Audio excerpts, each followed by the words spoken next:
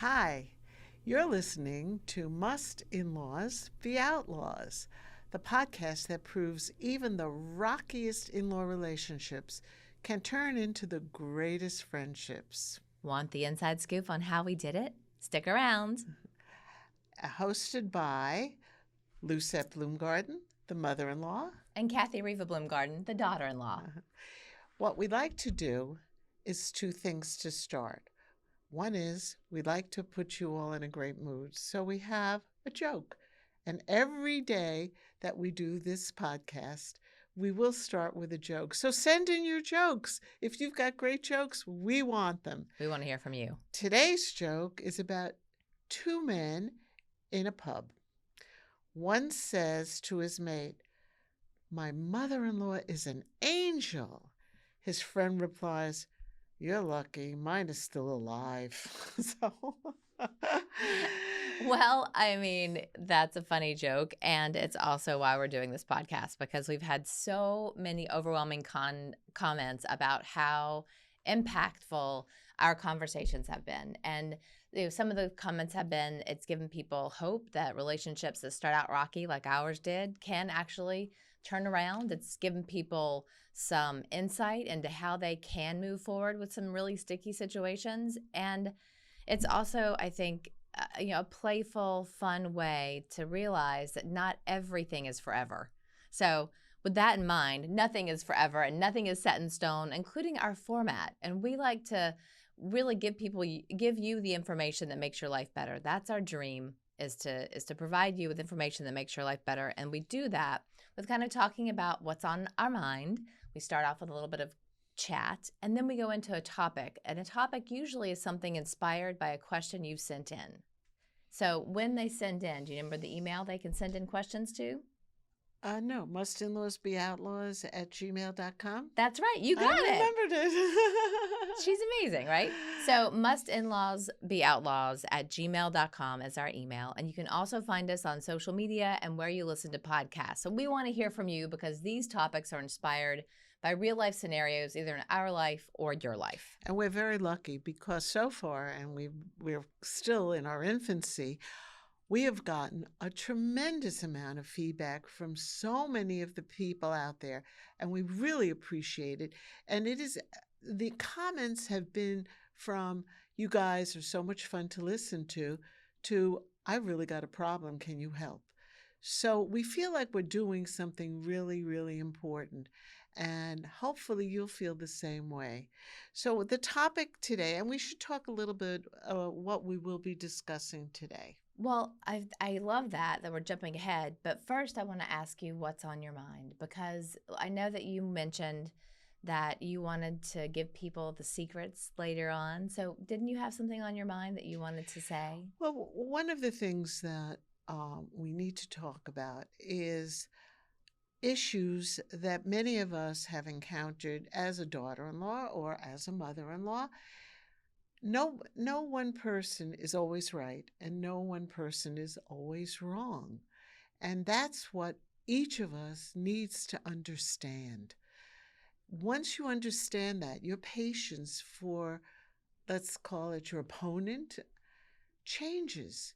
You become more tolerant, you become more accepting, and you begin to love them for who they are. Would you agree? I agree. And that is exactly why you have to stick around to the end of this podcast, because we're going to give you some really great tips on how to love first, how to love better, how to love deeper, even people you might not like. I mean, just kidding. How am I supposed to react? Okay, right. I'm supposed to be tolerant, right? Okay. So I just want to, tell you what's on my mind. So I have a little bit of a hoarse voice because actually something puts things in perspective for me. Happened a couple of days ago. I found out that one of my friends was in the hospital and she's not doing that well. And, I think sometimes we have relationships in our lives that are really beautiful, and she's just a lover of beings and light. And I am sending her so much good energy and prayers for her health. On that note, sometimes that gives us perspective, right? Because when somebody is is in a precarious situation, it makes it a little easier to find love. So maybe the topic really will resonate, because the topic today is when you feel hate for somebody, or when you feel strong dislike or strong emotion, what comes next? It's very important because while we're sitting here talking about it, it's pretty easy to be tolerant. It's pretty easy to be understanding. Oh, look how terrific we are. We're just doing so great. But the bottom line is when you're in the throes of something and you really think you feel hate, the first thing I would say is don't react. We talk about this all the time. What you need to do is act. So, how do you do that? Well, an easy start is a deep breath. You say, I don't want to take a deep breath. I'm so hopping mad. I want to react. No, you don't, because that only inflames the situation and exacerbates it. So take a deep breath. Let's Think, do that now, by the way. Let's just take a deep breath, because I feel, very emotional. inhale through your nose and exhale through your mouth, and count to 10 and then count to 12 with the exhale. So, And you don't even have to be feeling upset to do this. Taking a deep breath is a great way to reset the nervous system. And I've got an example of this hate situation, right? So early days, Lucette and I did not always get along. We were really frustrated with our lack of understanding with each other. And I remember distinctly telling my sister-in-law that I was just so mad at her, just so furious. And in the scenario, I can't exactly remember what it was, but I think it was something like this. I think one Christmas, and this is dating me because this is how old the technology is, but one Christmas, I bought Mark an iPod. And that was like the newest technology at the time. And I was in my 20s, and it was like a fortune. It was like something extravagantly expensive for some young girl not making a ton of money in New York City. And I was so excited that I bought it for him. I told everybody. And sure enough, so Lucette celebrates Hanukkah, and her family celebrate Hanukkah, and I celebrate Christmas. So I was going to give him the present for Christmas. And sure enough, you bought him an iPod and gave it to him for Hanukkah. I was so mad. but you didn't know that we had asked him, what do you want? We didn't know you were buying it. We had no clue. Except for I told you. No, you didn't tell me. You don't remember, or you didn't hear me, but I definitely said it. Well, now you see. This is it, right? Take a deep breath. Take a deep breath. I was just going to say, take a deep breath. The truth. Settle down there. Okay, that's a good example. You claim that you did tell me. I'm claiming that you didn't tell me. Now you know me much better than you did then. Do you think I would go out and buy an iPod if you said you were buying him an iPod? Do you think I would do that? No, and it was like the most confusing it's so not like thing. Me. It was the most confusing thing. So, but she didn't know me well then, and that's the difference. So, but wait, I was so mad. So let's get back to the feelings, because that's what people are asking us about. They're like, how do we get to what's next? How did I get out of that feeling? So in that moment, I was really mad and I was really sad. So I cried. I mean, that's basically a lot of times what I do when I have really big feelings. But I was just sharing this situation with your other son yesterday, and he gave the best advice. Can I tell you what he said? So a lot of times we have people in our lives who have different opinions than us. That's going to happen, right? Like that's like how we get through. We're human. Thank goodness we have different opinions. I learn every day if I'm lucky. But he said sometimes he has people who needle him with their opinions, and they like to like poke and poke and poke. And he doesn't want to react to that. So he says he focuses on the common ground. So when he feels really like he wants to respond, but he's like, oh, wait, we actually have these things in common. And he puts all of his focus on those common things. It's a lovely thought. It's a lovely way to approach things. It really is. And I'm so glad he's my son. And that's our other son. So in any event, one of the things we want to try to do today is we want to do a little play acting. We want to take an incident and almost exaggerate it, almost blow it out of proportion. And we don't know what each other's going to say. We have not done this. It's the first time, so you have to bear with us. but we're going to try to utilize all the tools that we've so far shared with you guys. So let's set the scene. Okay, it's Thanksgiving. Maybe someone just got an iPod for Hanukkah. No, I'm just kidding. It's Thanksgiving, and I am the daughter-in-law in this scenario, or am I going to be the mother-in-law? Now you be the mother-in-law. Okay, this is going to be hard for me. I'm not a mother-in-law yet, for real. I do have a great daughter, though. But I'm used to hosting things. I'm the mother-in-law, and I'm used to hosting in my house. Thanksgiving has been my thing forever because I'm the mother-in-law. So who comes along next and says? I say to my mother-in-law, so what are we doing for Thanksgiving? What are we doing for Thanksgiving? I usually host, and I make the best turkey. Great. I'm happy to do that. But I would like to, if it's no problem, I would like to bring my sister, my mother, and her husband. Is there any problem with that? Ooh, it's like 2 days before Thanksgiving. I've already bought all the food, and I don't really have space for them in my house. But I don't know what to do. I can't not spend Thanksgiving with them. And it's just 3 more people.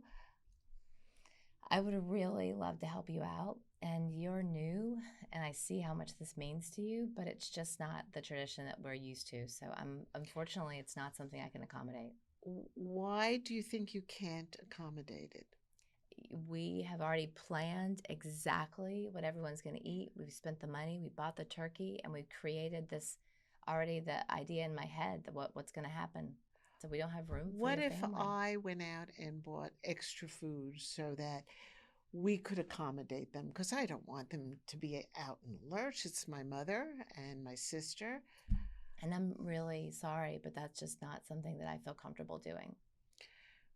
That will create a rift in our relationship.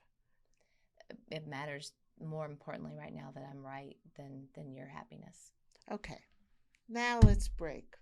And let's look out. P.S. I would never actually be that way. That's a No, real. she would never do that, That's nor a would real. I. That's a real question someone had happened to them. So we're just trying to bring your scenarios to life. Okay. So what should the mother-in-law do, and what should the daughter-in-law do? Well, this is a new relationship, right? So this, and our understanding from the audience is the question. This is a new relationship. So the mother-in-law. I mean, I bet the daughter-in-law just wants to be embraced. I mean, I know when I came into your family, all I wanted to do was to be liked. Please like me. Please like me. Please like me. That's all I wanted to do. When you're a new daughter-in-law, you want to love your new family. You want to just be one big happy family, right? Yeah. And this, I just finished saying to my mother-in-law, as you heard, this is going to create a rift. Didn't matter. So what should the mother-in-law do? How do we rewrite the script from this scenario? So let's start with the mother-in-law's role. What should the mother-in-law have said? I mean, it's hard to understand what the person wrote in, where she was coming from. But I think that if the mother-in-law was really entrenched in her expectation of whatever the holiday is, because that's how they've done it for years, then it would have to really be on the daughter-in-law to figure out a way to get on her good side. There's got to be a way for so for example, if you said to me, I don't like the color of shirt you're wearing, and I said, I don't agree with you. If I said, I don't agree with you, that makes it an argument. That makes it automatically puts you in the defensive. When I would respond to say, I don't agree with you, that means the person on the response side is like, whoa, I'm going to fight that. She doesn't agree with me. It just automatically makes you have a response, a negative response, a defensive response. Wait. And so your answer is a long answer to a short question, but the daughter-in-law needs to find ways to be responsive, not provocative. I don't agree with you. So you're saying that the mother-in-law doesn't have a responsibility in this scenario? I'm saying someone's got to love first, and the mother-in-law seems entrenched. She seems like she's not going to budge, so someone's got to love first. So how do you think the daughter-in-law should show love? What should she say? I think it would have to come down to deep honesty, and the daughter-in-law would have to say something really vulnerable, like, I am so excited to be a part of your family.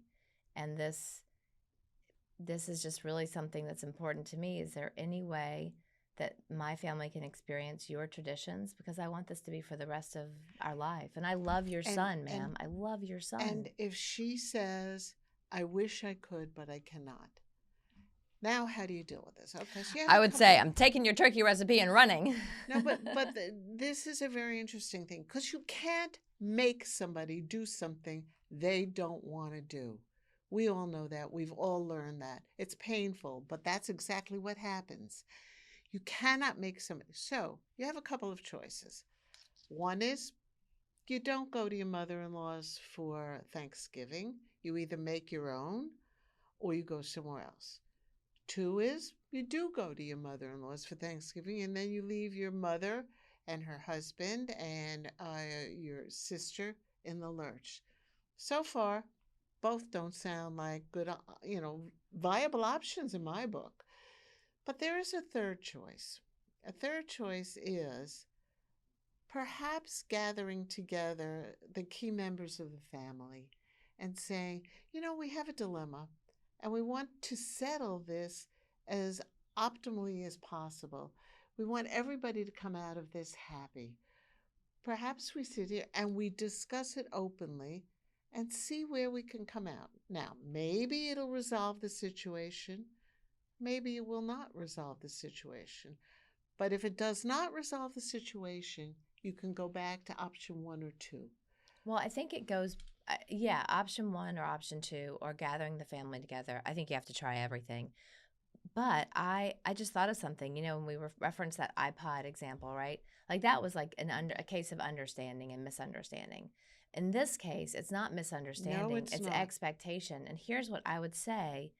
I remember once that we had something similar, not exactly the same thing, but I invited my mom up. I don't remember what the occasion was. Maybe it was a Passover or maybe it was Thanksgiving. I'm not sure.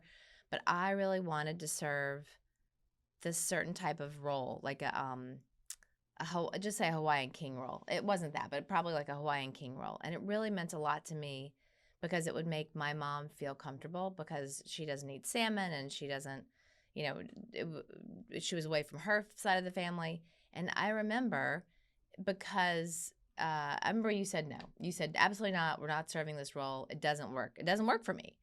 And I remember being so disappointed. And I went to Mark and I was like, listen, like, I just want my mom to feel comfortable and it's not a big deal. It's a role. And to your point, like, what were you feeling in that moment? You probably don't remember this, but like you really No, wanted, I don't. but you wanted your table to be a certain way. You had your own expectations. So we all get trapped in these expectations and you wanted to look so beautiful and you cared and you thought that the rolls were cheap. I think that's what it was. Oh, I remember those rolls. Yeah. These were not the kind of rolls that I would normally serve at any nice dinner. And I felt that that would cheapen the whole dinner. I did not know it was so important to you.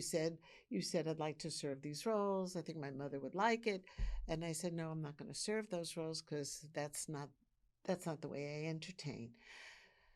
Bottom line here is But here's the thing, it's about communication, right? Like I should have that's probably did, and that's maybe right. maybe the audience member also wrote that question, and maybe it's like you really have to try every way possible to get your point across because I thought I was being clear and it still didn't come across. Okay, so it's very interesting because for me, I set a beautiful table. I put a lot of effort into it. I use my good china, my silver, And they are beautiful. Yeah, and your tables are and I beautiful. do I flowers, centerpieces. I really do a beautiful job, and I want it to be just so.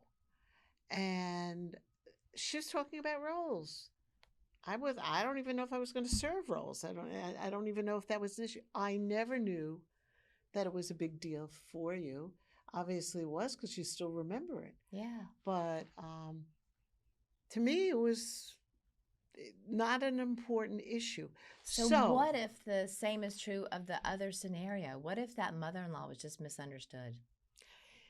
that's why I said get the family together because maybe they know where she's coming from, or maybe somebody else could say to the mother-in-law, what is it? Why is it that you feel so strongly about this?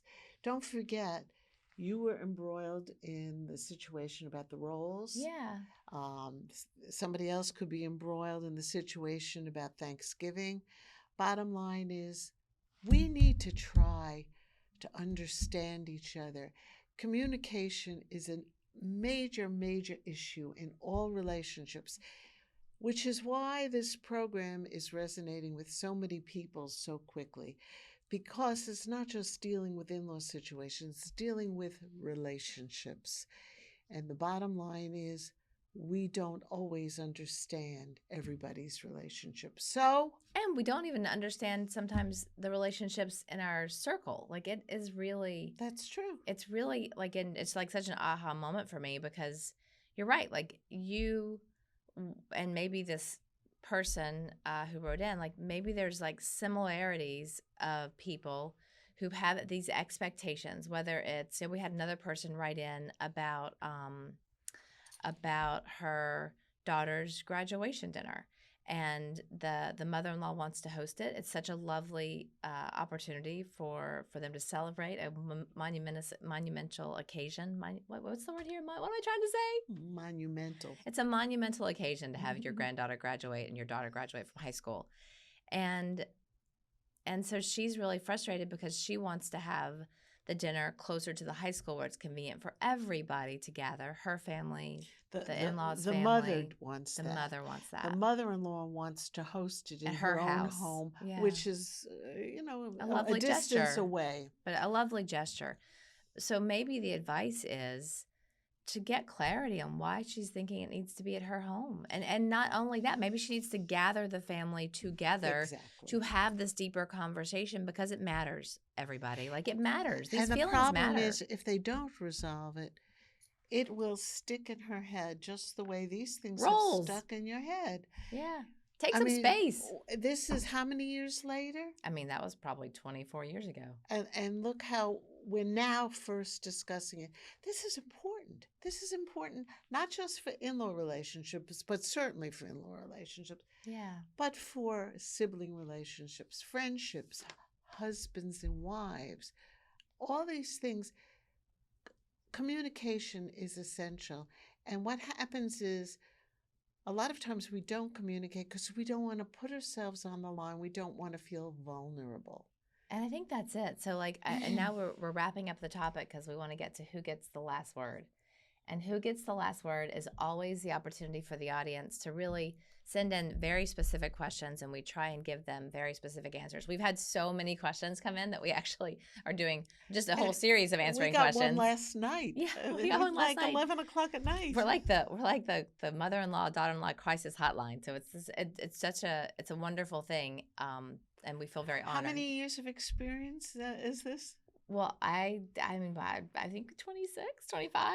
I mean, I've been married for 21, but we were together for a few years before that, so 25 at least.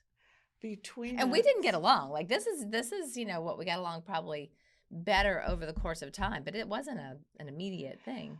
But the bottom line is, I think we both really wanted to get along. I think that, and that's a key, by the way. You have to know that. By the way, I can't go like this. My son doesn't like that. Oh, the finger's out. Put the finger away. So I have to put my finger away. But you have to want to get along with anybody with whom you're in a relationship. If you say it, if you do lip service, but you do nothing about it, then you really don't mean it. You have to really want it because it takes work. Who gets the last word is Andra. So this last question is posed by Andra D, and she wants to know how to handle when family has strong political opinions that differ from her own, how to communicate with them. How to what? How to communicate with family when they have strong political opinions that are not the same as hers. And in this era, it's not unusual. Yeah. There's very strong political opinions. You can agree to not discuss it, and that's one way to deal with it, and it's effective. It's still there. You can agree to discuss it, but you have to back up everything you say with fact. And I'll give you an example, right? Your lovely son Seth said that, sometimes when he has friends who like want to get in the middle of an argument, and this happens, right? Like people like to needle people, like it's a thing. My husband does it to me all the time, but people like to get into arguments, and he said when someone says something inflammatory, like let's just say, it makes a generalized statement like protests are bad, protests are never accomplish anything, and so what he does, to her point, is he comes back and say, well, what about Nelson Mandela? What about Martin Luther King? What about Mahatma Gandhi? Sometimes protests do work. So it's not that you're arguing or you're not responding or reacting to the heat of the other person. You're offering a different perspective. And I think that's the important thing, that we have to really find the common ground where we can offer perspective and not get too emotionally invested in the response. And let's not forget the operative word in any conversation or any discussion or even any argument, and that is respect. You must have respect for Must have respect. you must have respect for your partner or for your opponent or whatever you want to call them, because the minute you get condescending, the I do minute that. the minute that happens, you basically have lost the argument, because then they react, and it's no longer thinking and acting, it's reacting, and that's not healthy. And I think that the other thing to keep in mind, what you're really good at, is use humor. If there is a way to diffuse something with a laugh, you and my husband Mark are excellent at like finding ways to like just find a lightheartedness about it. Where, look, I'm not dismissing what's happening in the world today by saying that. I'm just saying that when you're with people that you do love and you have to be with, there's got to be a way to start to look at the perspective of just finding, maybe even get some jokes. Hey, so when you're sending in jokes for us, look for some jokes that you can bring to your family table so that can just help diffuse the situation. I've got a great channel that I follow on Instagram. It's about two animals that are joking all the time, and that puts me in the best mood. So maybe you go in with a good mood and then you have some prepared remarks. Absolutely. And that helps. There is one more thing. The thing is, and Kathy can bear witness to this, what feels like a hot button topic at the moment, whether it's political, whether it's social, whether it's emotional, even in 10 minutes it could calm down, but certainly in a year or 2 years, it's like, I was so upset over that. Come on. So, kind of remember, in the total scheme of life, this is small potatoes. And if you can let go of them, you're the richer. And thank you so much for all your response. And please keep them coming in. We love them. Do you want to give them the email again? Yeah, so please email us at mustinlawsbeoutlaws@gmail.com. And you can follow us on Spotify, Apple, wherever you get your podcasts. And you can watch our channel on YouTube, where we have a couple of behind the scenes things that we're going to start posting soon. So we're so excited and grateful for the support, for the attention, and we hope that this touches your heart. We hope that we offer some kind of window into possibility that can transform even the toughest relationships. Just to add a slight postscript, the email that we got last night was from somebody who really was struggling that moment, and she sent it in, and hopefully what we've done helped her. Well, we'll let you know. Tune in next time to find out, and please send us all your information. Like, rate, share. Our podcast only can be spread to the world with your help. So please like it, rate it, and share it. Send it to friends. Thank you so much. Thank you.